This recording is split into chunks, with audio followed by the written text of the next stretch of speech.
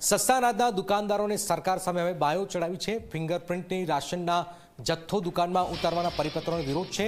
દુકાનદારો અલગ અલગ શહેરોમાં આવેદન પાઠવીને વિરોધ કરશે। માંગ નહીં સંતોષાય તો સસ્તા અનાજના દુકાનદારો રાશન વિતરણથી અળગા રહેશે।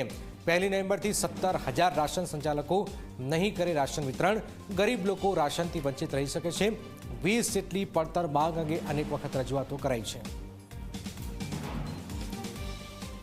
આ રેશન સંચાલકોને જે 20,000 અપૂરતું કમિશન અને વિસંગતતાઓ સાથે જે કમિશન મળી રહ્યું છે તેને લઈને અને આ કમિશન 40,000 સુધી વધારવા માટે અને ખાસ કરીને તકેદારી સમિતિ કે જે સભ્યોના 80% સહી હોય તો જ રેશન દુકાનોમાં જથ્થો ઉતરે, આ સરકારી પરિપત્રના ફતવાનો વિરોધ કરવા અને ખાસ કરીને હયાતી વારસાઈના પ્રશ્નો છે, સર્વરની સમસ્યા કે જે અવારનવાર આપણે વિતરણ વ્યવસ્થા વખતે રેશન સંચાલકો જ્યારે રેશન કાર્ડ ધારકોની કતારો લાગી હોય એવા સમયમાં એક રેશન કૂપન જનરેટ કરવા માટે જે અસહ્ય વિલંબ થાય છે અને ગોકળ ગતિને ચાલે છે એના કાયમી નિરાકરણ અને સુચારુ વ્યવસ્થા જળવાઈ રહે તેવા હેતુથી અમદાવાદ શહેર સહિત સમગ્ર રાજ્યના તાલુકા અને જિલ્લાઓમાં રેશન સંચાલકો પોતપોતાના પુરવઠા અધિકારીને આજે 20 મુદ્દાઓને આવરી લઈને એક આવેદનપત્ર પાઠવવા આવ્યા છે।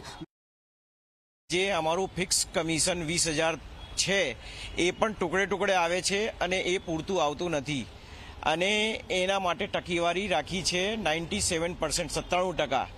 અને ભારત સરકારે કીધું છે કે 92% ઓરિજિનલ કાર્ડ ધારકો છે।